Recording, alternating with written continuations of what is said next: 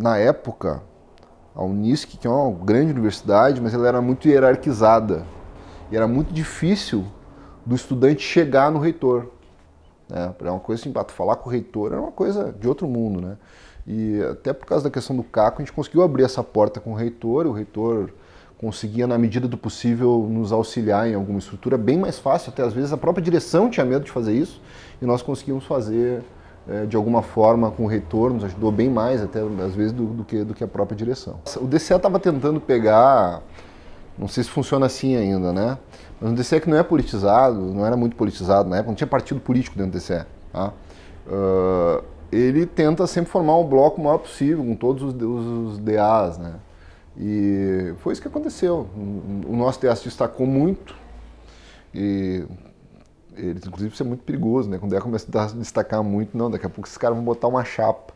E aí acabou que eles nos convidaram para entrar, né? E nós entramos e participamos do DCE. O Caco sempre atuando, né?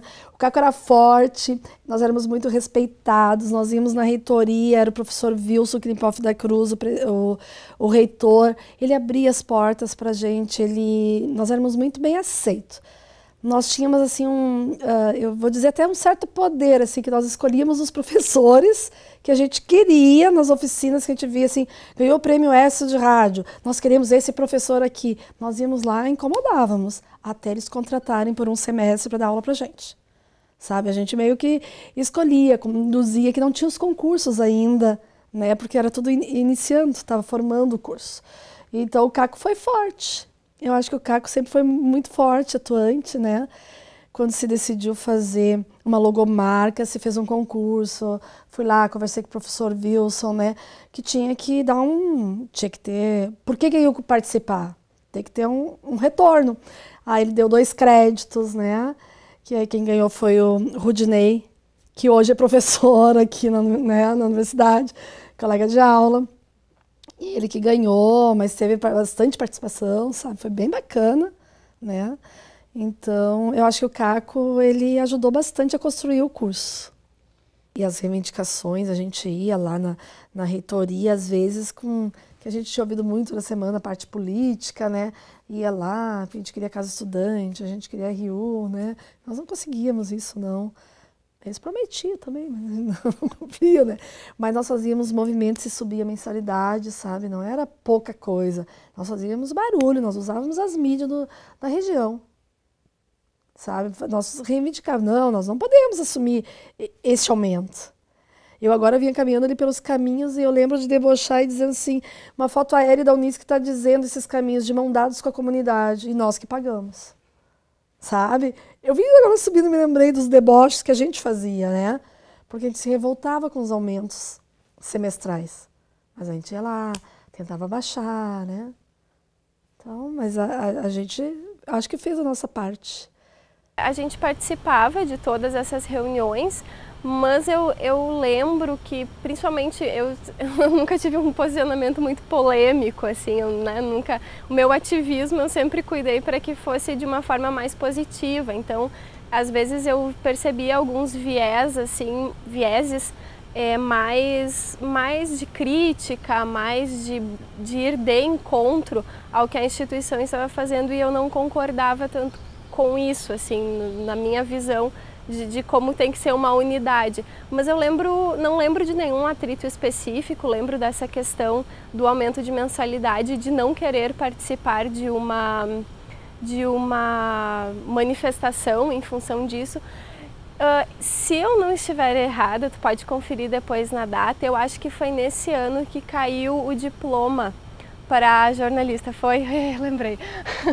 Então eu me lembro que nesse ano então houve esse movimento de não ter mais a obrigatoriedade do diploma para jornalista e isso sim nós agimos enfaticamente como Caco, né? Então a gente fez uma volta pelo campus falando com as pessoas e fazendo algum movimento, isso até ganhou uma certa repercussão nos veículos de comunicação da região e a gente chegou a fazer algumas discussões em relação a isso, em relação a não obrigatoriedade do diploma para o exercício da profissão de jornalista. Toda essa questão que se tem hoje das mensalidades, de se buscar novos direitos da universidade, naquela época a gente tinha isso, mas num grau muito menor. Com isso a gente também tinha um engajamento pequeno dos alunos em algumas pautas maiores. O que a gente realmente tinha, como eu disse antes, era tentar reconhecer esse espaço, institucionalizar esse espaço do movimento estudantil dentro da universidade. As outras pautas maiores, elas vieram depois, e eu acho que também foi uma decorrência desse histórico. Na medida em que a gente tem um espaço institucionalizado, a gente vai atrás de uma sede própria, que foi o que o DCE veio logo depois a fazer. A gente vai discutir com a universidade a própria questão, seja das mensalidades, ou seja de projetos, programas de pesquisa, extensão, ensino. Então, eu acho que esse momento da história que a gente passou foi um momento de institucionalização e constituição do espaço do movimento, que veio a se engajar mais, com um pouco mais de ênfase, vamos dizer assim, depois desse período. De todo modo, o que eu acho que também havia muito na época e que ainda há hoje é, às vezes, até um desinteresse dos estudantes em relação ao engajamento e a questão da mobilização. E eu vejo que há um preconceito, e vejo isso porque sou professora e acompanho os meus alunos, às vezes até há um preconceito de participação dentro de movimentos estudantis por se achar que são pautas de poucos, ou são pautas que vão ser buscadas para poucos. Isso não é verdade, porque os movimentos estudantis, eles estão aí para ocupar um espaço dentro da universidade e fazer desse espaço um espaço cada vez melhor para todos e não só para alguns. A relação com o DCE, reitoria, a coordenação, eu sempre costumava dizer que a gente estava sempre em sintonia com esses órgãos, com essas instituições. Porque a gente não era contra nem a favor, né? Digamos assim, o CACO não era submisso à coordenação do curso, ele estava em sintonia. Nesse sentido, a gente conseguiu fazer várias parcerias para melhorar a infraestrutura da sala do CACO, para melhorar algumas questões do curso, também algumas parcerias para viagens, grandes palestrantes que vieram, como o Ian SBF, o Eduardo Marinho, só foram possíveis com a parceria com o curso de comunicação, né, auxiliando aí na busca dessas pessoas, também questões de cachê e tal. Então, a gente sempre tentou estar em sintonia, no sentido de, tipo assim, estarmos sempre ligados de alguma forma e fazendo um trabalho em equipe.